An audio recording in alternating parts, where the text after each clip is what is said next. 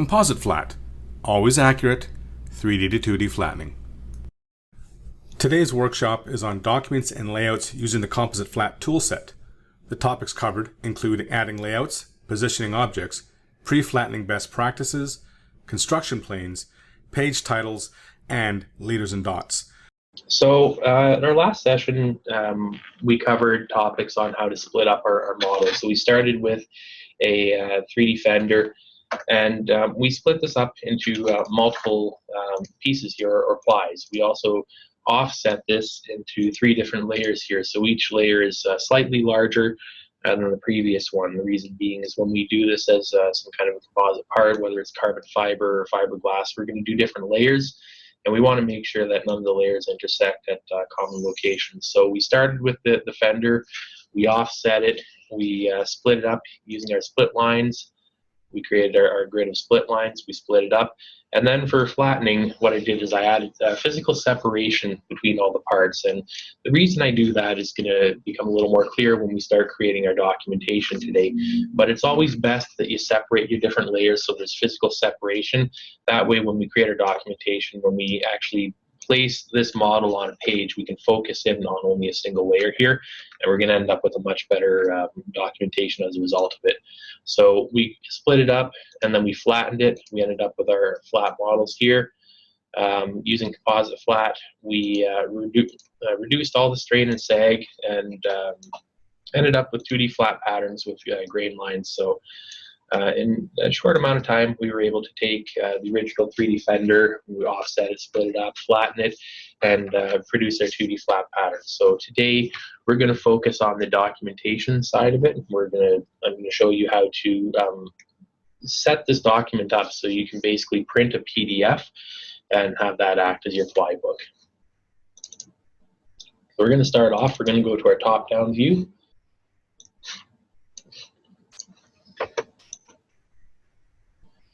So the most important part here is once we're in our top-down view, we want to make sure that we've got separation here. We're not actually going to use our pattern. So I'm going to go back to our model view here, and we're going to create this for our 3D model so we can see how all the different pieces go together. So when we compare our 3D model to our 2D patterns, they've all got names. So we named all these pieces, and we've given them all different colors. So we've got A1, A2, A3, and so on. B1, B2, B3, and so on. Same for the last layer over here. So what we're going to do is we're going to go to our model here, and we're going to show how all these pieces either lay into the mold together or are applied onto the tool together. So we're going to go back to our perspective viewport, and now we can actually rotate around and get a good view on these here. So for the documentation, our goal here is to show how all of these pieces relate to one another. So we're actually going to go back to our original models here. We're not going to use the Composite Flat models. We want the original models with full color and everything so we can see exactly how they relate to one another. So what we're going to do is we're just going to rotate this around until we have a good angle that clearly shows off all the layers and how they go together. It doesn't have to be perfectly dead on, so long as we have a good angle here. And what we're going to do is we're going to make sure we're on the documentation tab. We're going to click this button here for a new layout. And what this does is it basically creates a new page that will be printed, a new layout page. So we're going to be able to give this a name. We'll call it Layer A. Now we have a new layout here. By default, we can't really move the pieces on the layout. If we try to move them, we're just simply moving the layout. But if we click the down arrow here, we can change the layout format to detailed top view. Now we can actually rotate the objects within the layout. So what we're going to do is we're just going to zoom in on our first piece here, and we can use the orbit tool. This allows us to rotate them around so we can make sure that we've got the right pieces in the right orientation. So we've got A1, A2, A3, A4, and A5. So we're just going to rotate this around until we've got it more or less where we want. And once we've got our model located, we can start to add annotations and text to this.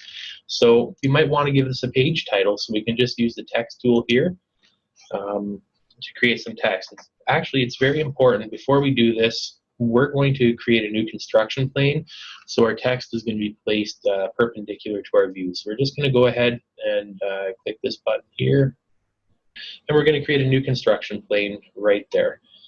We're going to turn it off. So I'm going to right click this icon here, and we're going to turn off our grid display, and it's also going to hide the world axis down here.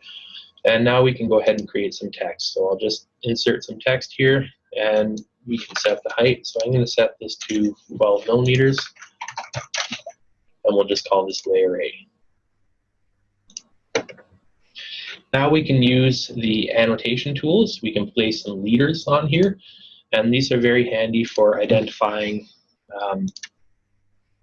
different piece names. So these are just a Rhino tool. So if you're familiar with these tools in Rhino, there's nothing different about these. So we're just going to go ahead and place the leader here, press enter, and now we can go ahead and give this a name. So this could be A1. And again, we want to make sure we set the text height.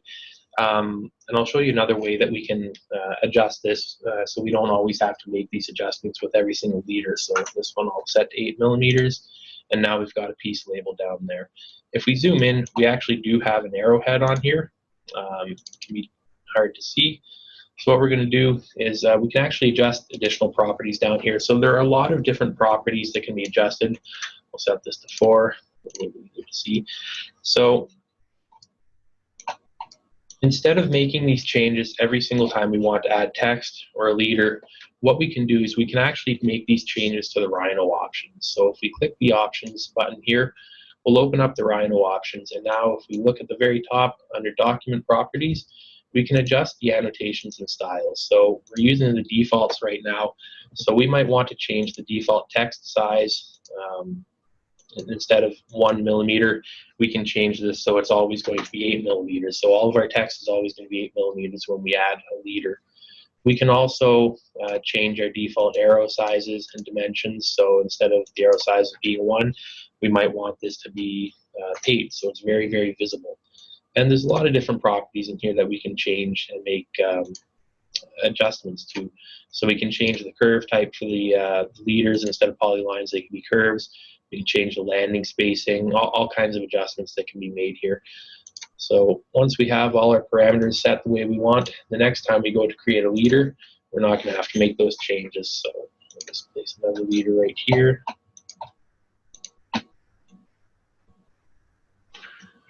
And this will be A2. Our text size is already set to 8 millimeters. And if we look at our arrowhead size, this one actually didn't change. We'll change this back to 8. So we'll go back to our options.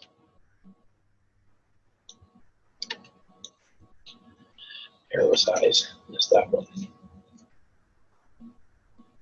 Okay, so now when we create our third leader here,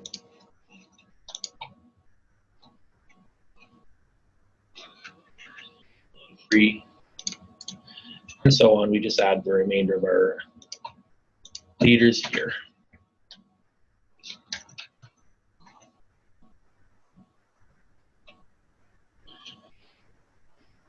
So by default, we're always going to snap to the vertex. So what I'm doing is I'm just holding Alt on my keyboard here, and that's temporarily disabling object snap, and it's allowing me to just place my leader directly onto the construction plane. Also, I'm holding Shift on my keyboard now, and that's making it so my next point is going to be perfectly horizontal or vertical to my last point here. And this is just a very easy way to create clean-looking leaders. You'll also notice that the alignment isn't very good on these. So for our next layer, what we're going to do is we're going to use a line to orient all of the labels so they're all lined up for us. Call this A6. So now that we're done with this one, we're going to make one last change. We're going to go back to layout view, and that kind of locks everything in place. At this point, we're going to create a second layer or a new layout. We'll call this layer B. Go to detail, and now we can zoom in on our second layer here. So our view is upside down right now, so again, we're going to use the orbit tool. We're going to rotate this around. We'll create our construction plane. We'll hide our grids. Now we can create our page title.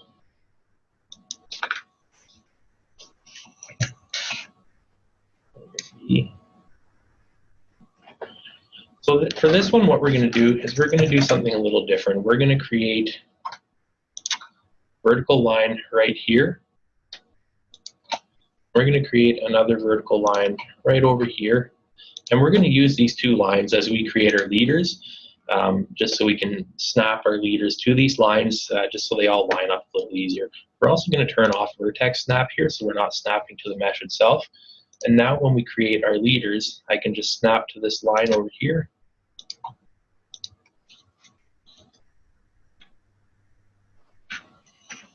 A1. And I'm just going to copy this one more time. So we're going to copy from here to there. And we're just using these lines as guides. So we'll place our second leader over here.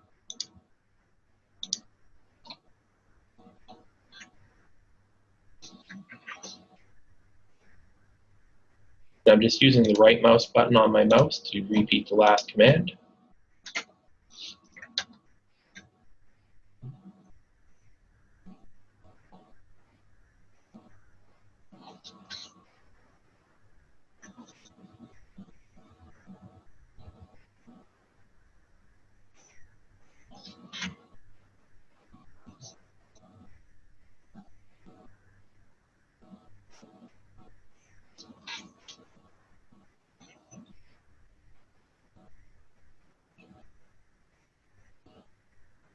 And for this one, we're just going to put the leader up over here. A7. Lastly, we'll select our guides and we'll just remove them. So now all of our labels are lined up nicely down here, and it's a little easier to see. We can also, if we want, turn on shaded or rendered view to make it a little easier to see. However, if we do this, because these arrows are now behind the mesh, we can't actually see the arrowheads. So we can, it's up to you to decide. We can either do wireframe, or we can do shaded, or we can do rendered as well if you have your render settings all set up. So there's different options for how you can actually set up your layout as well. We're not going to go into it today, but if you wanted, you can even draw up using lines and curves. You can create a title block and information block and everything, and you can scale that to fit the size of your part here and include that in your layout as well. So we'll go ahead, we'll create our last layout.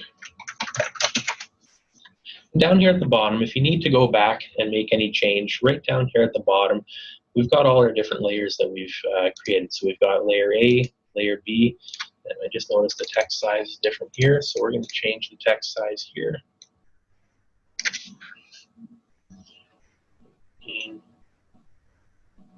And now we'll go back to layer B. I think this was 18. That's 16. We'll change this to 18.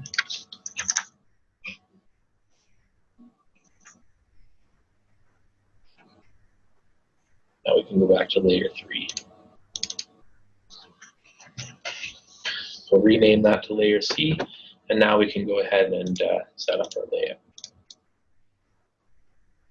So again, we're going to use the orbit tool. We're going to rotate this around so it's the right way. Zoom in, make it nice and big. We'll create a construction plane there. Now we're going to hide it. So right-click on this icon. We'll create a page title.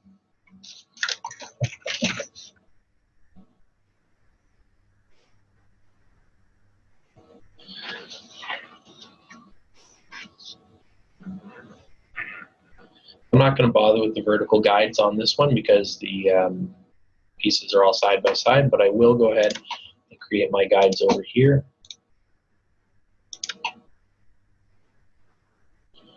So I accidentally snapped to the center, so I'll recreate that one. Now we can create our leaders.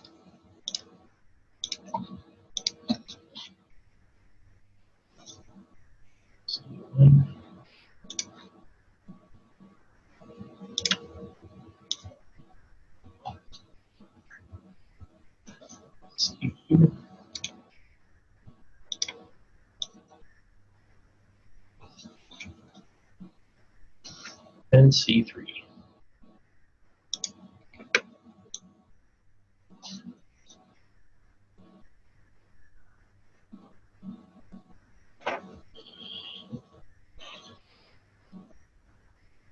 layout view.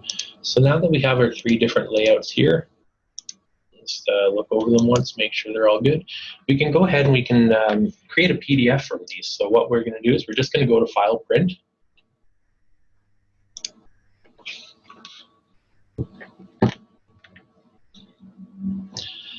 And then at the top here, we've got our list of different printers. So I believe Rhino PDF is one that comes already included with Rhino. If you have Photoshop or Acrobat or anything else installed, then Adobe PDF will be another option that you can use.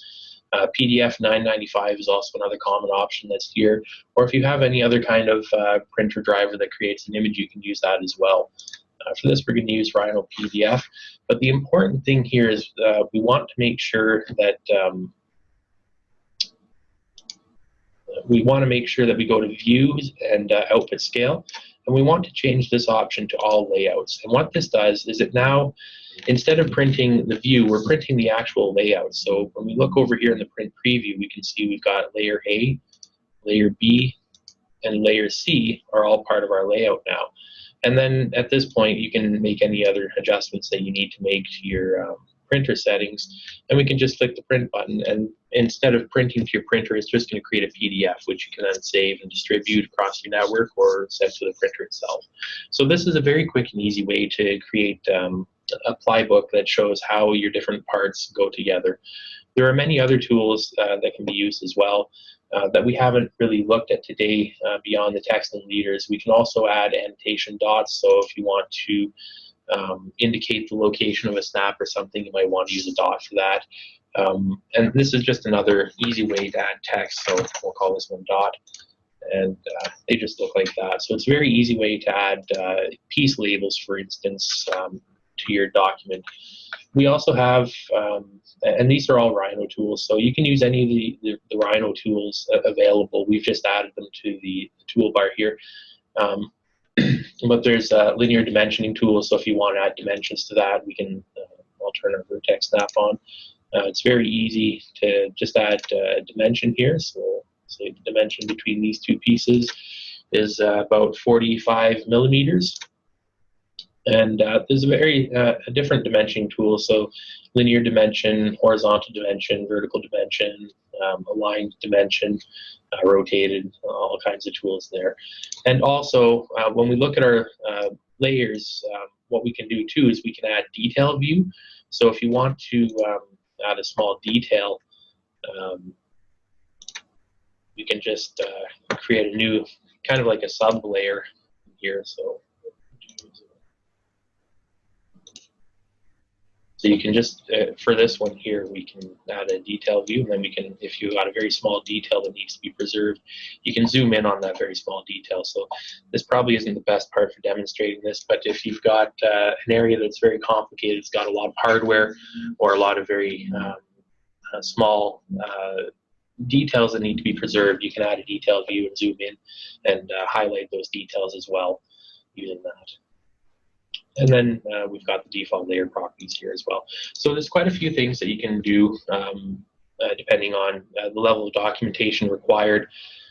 You can add quite a bit to the layouts, and the nice thing is when you go ahead and print them, they all come through to the PDF, and you can easily send that to the printer or across your network to whoever needs the documentation. So at this point, what we're going to do is we'll reopen the original fender, and we'll go through the entire process again, starting from a single ply. We'll create our offsets, we'll split it up, we'll go ahead and do the flattening using Composite Flat, and then we'll create the documentation again. So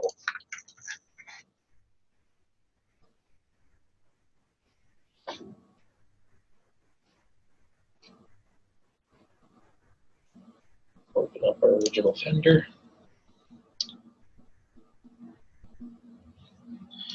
So we'll start with our original fender here. We've got our single ply. And the first thing we're going to do is we're going to create our offset layers. So we're going to go over to our piece creation tab here, and I'm going to use the mesh offset, and we're going to create a new offset layer here. So I'll just zoom in, make sure that we're going in the right direction, and we're just going to offset by 2 millimeters here. Actually, I might want to do that one. And then I'll repeat the last command. I'll create a second layer here. So now we've got 3 layers, and they're all 2 millimeters apart. The next thing I'm going to do is we want to split these up into different plies. So what we're going to do is we're going to select everything, and we're going to create, first of all, we're going to create our construction plane that we're going to use to split these up with. So I'm just going to, using my mouse, I'm rotating this until I get a view that I like, and we're going to click this icon here. We're going to create a new construction plane that's perpendicular to our view. So when we rotate this around, we can see that now our construction plane is kind of right where we want. So when we create our cuts, it's going to project everything along the normal of the plane, and it's going to intersect these pieces and cut them up the way we want. So the first step to this is we're going to create a bounding box, and we're going to create it aligned to our construction plane, and we're going to create it with curves. So that's kind of what we'll end up with. So our bounding box is comprised of 6 curves, 1 for each face. So what we're going to do is we're going to explode the curves into we're going to explode the curves, and we end up with 24 curved segments. They're still grouped together, so we're going to ungroup them, and now we can remove the curves that we don't need.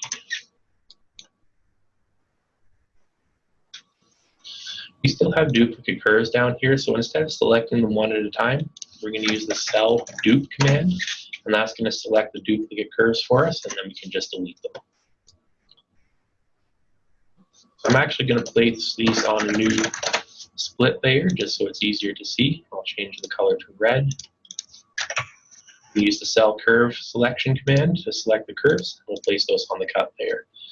Now what we're going to do is I'm going to use the divide command to divide these up into equal segments. And it's just going to place points along the curve here. And we're going to use these as guides for copying portions of our bounding box. And again, we'll divide this. We'll do 4 segments for this one, so we'll end up with 4 pieces. And now I can just copy these pieces here.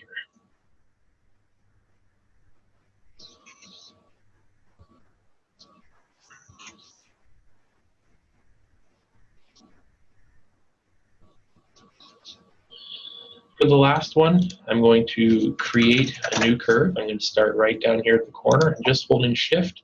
I'm going to create a very long curve over here, perfectly horizontal. Now I'm going to rotate this one. So I'm going to start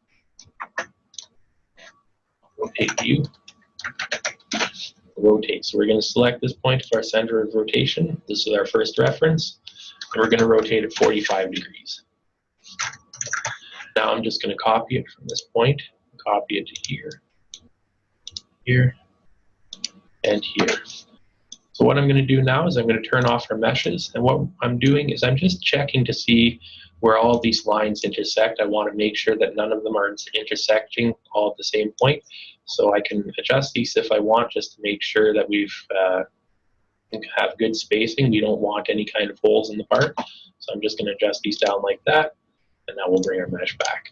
So at this point, we can go ahead and start splitting. So I'll select the innermost layer. We'll split this one first using the vertical curves.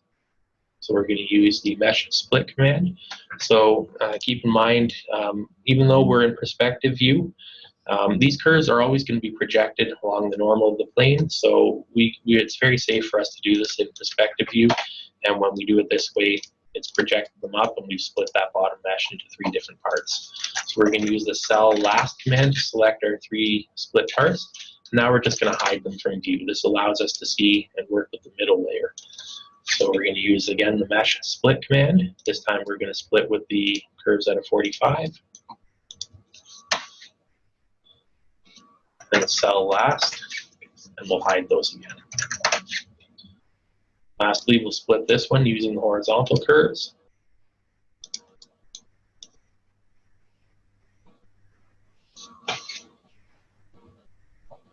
And we're done.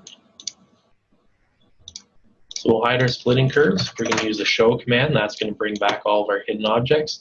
And now we can go ahead and name all these parts, and we can assign them different colors. So we'll start with the outer layer. We'll Actually, we'll start with the inner layer, and we'll call this the A layer. So this one here, we'll call this A1, and we'll give this a unique color.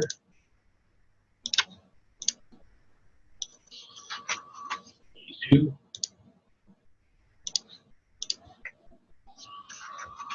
A3.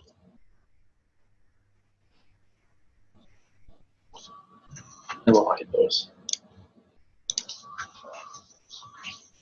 B1, B2, and we'll set the color.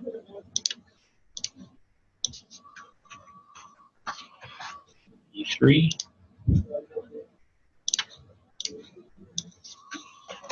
B4,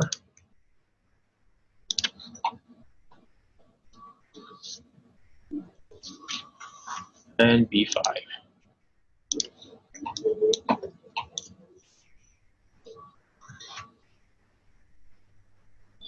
And lastly, our outer layer, this will be C1,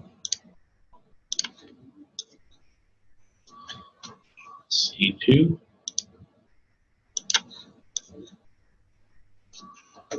C3, and lastly, C4.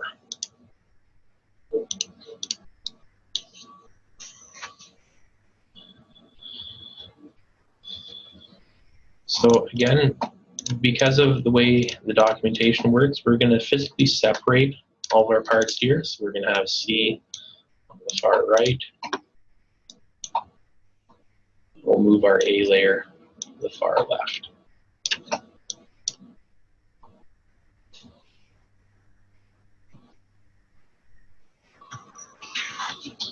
So at this point, we're going to move over to our meshing tab. We're going to use the adaptive remesher, and we're going to go ahead and we'll do them one at a time. We'll just go ahead and we'll remesh these. So we're going to start off just by clicking the start button, and we'll zoom in a little closer on this one here. So if we select these, we zoom cell. And we're going to focus on the areas of curvature here. So we'll go back to our adaptive remesher, and if we just click start, we can see that our original wasn't very smooth to begin with, but we still have a bit of a broken edge here. So what I'm going to do is I'm going to reduce these tolerances here. I'm reducing the maximum allowed distance between the original and the new mesh. So I'm moving it from 4 millimeters to 1 millimeter, and we'll click start again. So our vertex count has just about doubled. We'll redo this again. We'll reduce these just a little bit more, 0.5, click start again. And now we've got a bit more of a smooth curve here. So we'll go ahead and we'll accept that. We'll use those same settings for the remaining pieces over here. So again, I'll select these, adaptive remesher. And for these ones, I'm just going to start off with 0.5. Click start, and OK.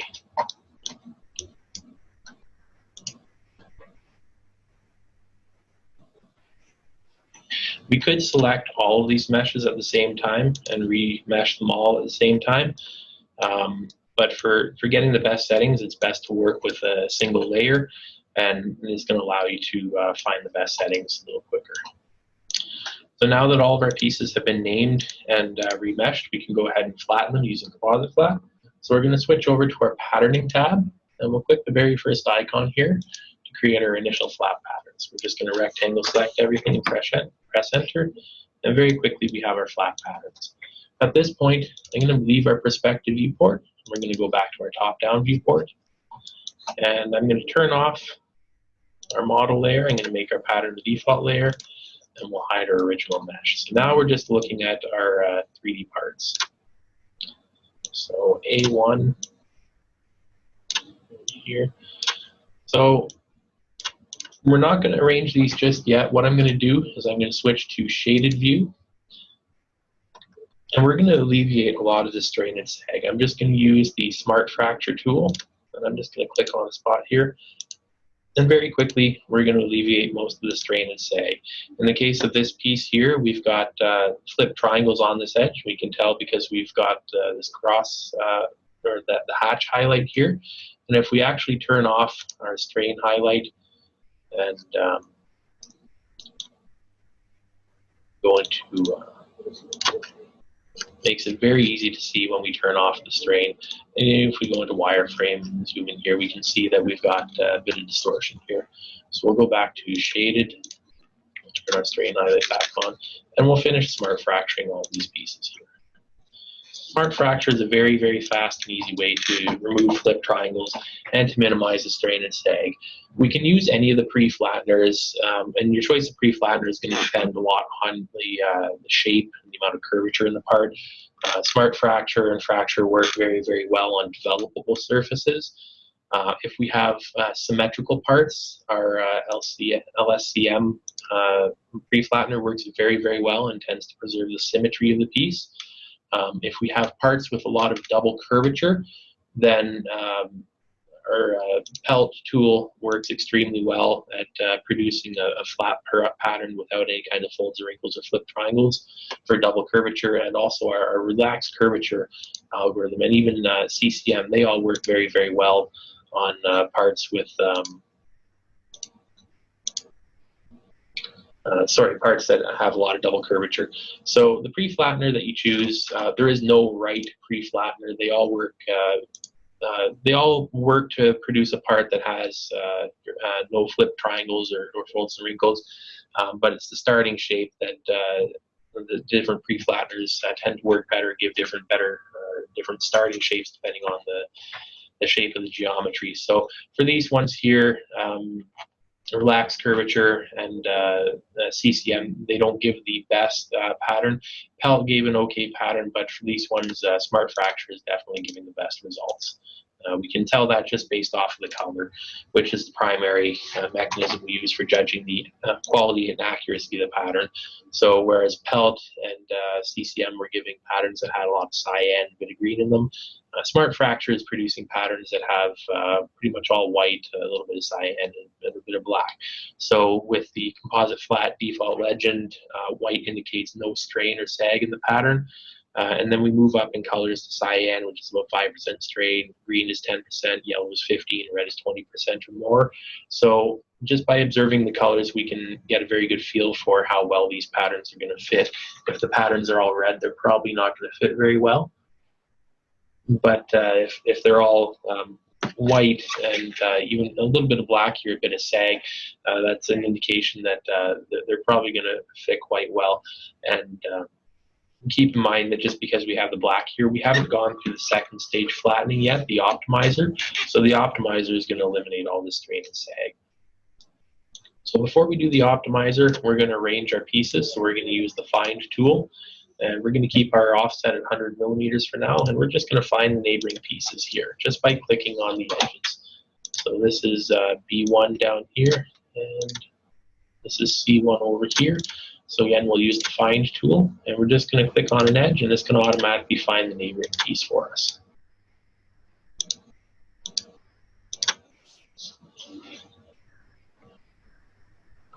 So at this point, we're going to go ahead and add our grain line. We want to make sure we add a grain line, so when we optimize, we're going to be optimizing with the correct grain orientation. Also, when we produce our DXF, the grain line is going to be exported on the DXF, so that's going to be a very good indicator for how these pieces should be nested, and it also allows the table operator to correctly place these on the table. So we're going to add a grain line using the grain line tool. I'm just going to select one of the edges on here because these are all vertical. We're not going to use global target strain, and this will intentionally shrink the pattern pieces for you and add intentional strain. So we're not interested in that for this part, so we're not going to turn it on. We're just going to click OK. Once here, we're at the 45, so we're just going to pick an edge on the 45.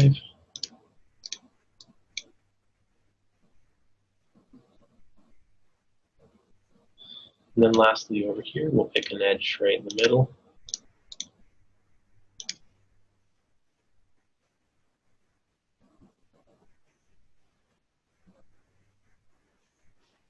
Now we can go ahead and optimize. So we'll click the spring to start the optimizer. We're going to select all our pieces.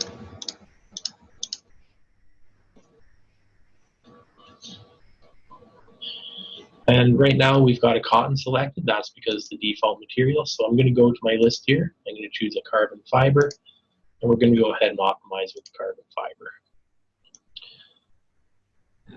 So as the optimizer is running, we can see the shape is slightly changing. We can also see the colors are changing. So this is telling us that we're removing a lot of the sag from the pattern.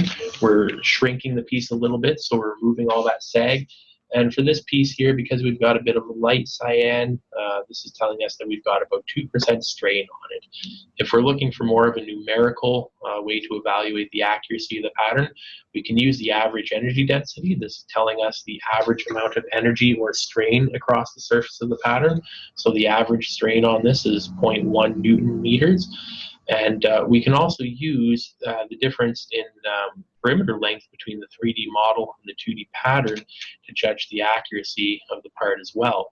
So for this one here that we're optimizing right now, for all these parts, we've got a boundary length measurement, and this is the measurement of the perimeter of the 3D piece. We also have an O-seam stretch error measurement down here, so we can see this is steadily decreasing. Right now we're at about 5.3 millimeters, and this is the difference between the 3D model perimeter length and the 2D pattern perimeter length.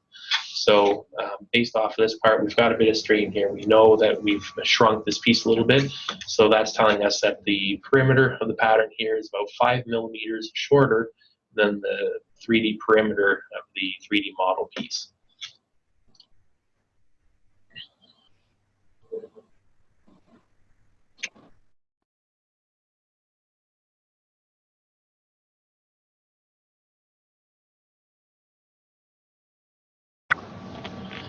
So as we optimize these pieces, as we look at the no seam stretch error and the average energy density, if we compare the results that we're getting for these pieces to the pieces we did in the last video, these values are going to be slightly higher, and the biggest contributing factor to that is how we split this up. For these pieces here, last time we split this particular layer into 6 plies, I believe. And our first session, we may have even split it to 7 plies. And what that does is it allows us to alleviate more of the strain. So by splitting it into 4 plies, we've created shapes that can be flattened a lot easier and with less energy in them. And that's why we were getting better results. For these ones here, we've got larger strips of fabric that are being stretched across double curvature, which is introducing additional error. So one strategy is, as we're optimizing, if we're finding values that are unacceptable, if our no seam stretch error is too great, or if our energy density is too great, then that's a good indication that you're going to have to go back to your original 3D model, and you might have to introduce additional cuts to it. You might have to split it up differently because the results just aren't what you need to be. So you can either clean your document and go back to your original model, or you can use some of ExactFlat's cutting tools. Plane cutter creates a planer cut on the pieces, and or if you want to create more of a stylized cut, you can create a curve on the surface of your piece and use the curve cutter to cut along the profile of the curve. So there's different ways to cut it up, but the important thing is if these values are too high, if you're looking at your strain analysis and you're seeing a lot of color there and it's just not an acceptable pattern, that's a good indication that you should stop at this point, go back to your original model, and create additional cuts.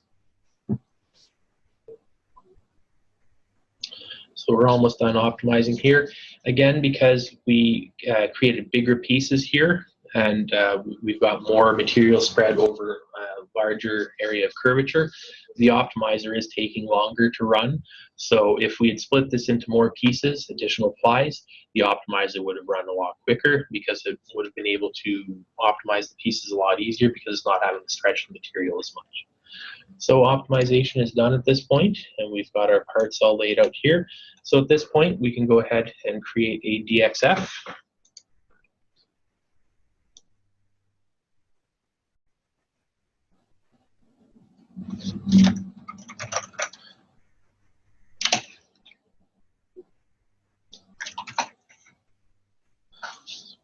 Under May 28th. And we'll just import this back into the document.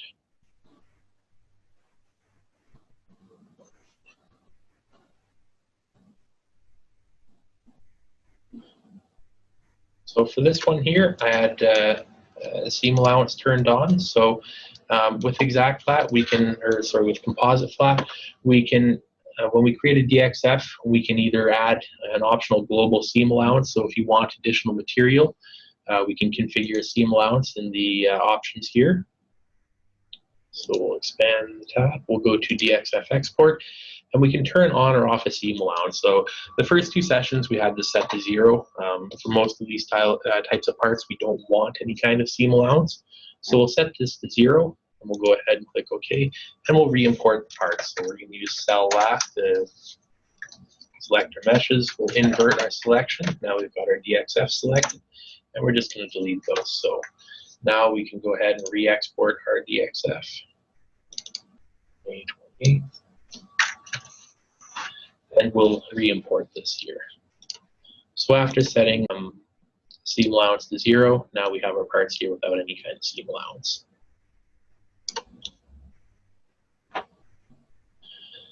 So for each part here, we've got our red cut edge, and we also have our gray grain line indicating the grain orientation of the pieces.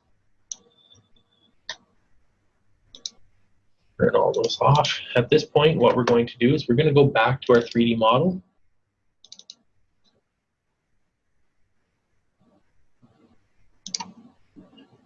And we can start to create our layouts for our documentation. So we're going to switch over to our documentation tab. We're going to insert a new layout. Call this layer A. We're going to go to our detailed top view. Now we can zoom in on layer A. We're going to use our orbit tool. We'll rotate this around to the correct orientation. So now we've got A1, A2, and A3. And we're going to zoom in, make this a little bigger. And the first thing we're going to do is we're going to create a new construction plane. So looking straight down at our view, now we're going to hide the grid. Here we can go ahead and create our text. So because we only changed the document properties for the text size, we're going to have to set the text size again. So we're going to change this title to 18. And I forgot to give it some text, so we'll do this again. In layer A. So we'll go ahead and place that right there. If I want everything to line up, I'm just going to create 2 curves here. And these are going to act as guides for when I create my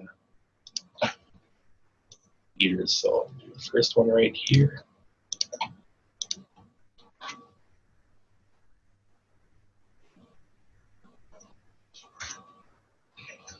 I'll call this one's actually A3.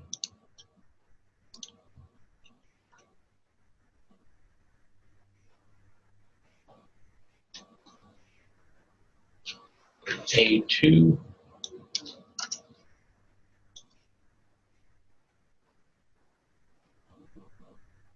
Lastly, we have A1.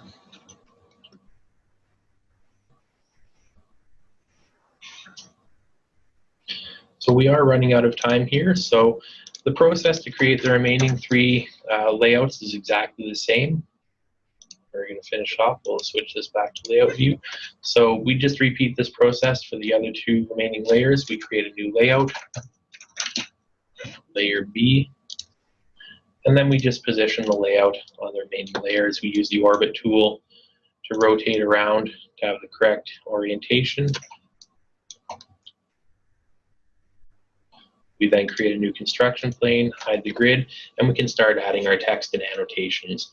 Once we're done with all of that, we can switch it back to our layout view, and then once we've created our documentation for all the layouts, we can just go to print.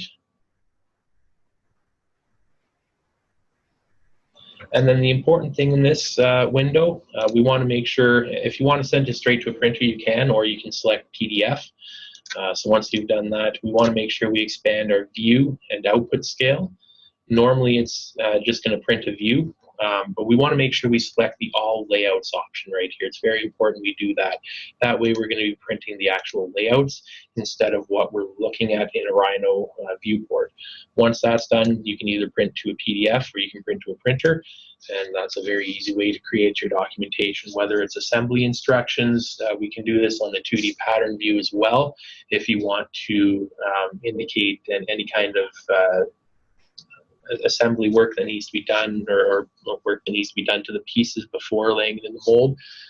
So you can use the documentation to create your ply book and any other kind of assembly instructions that are required.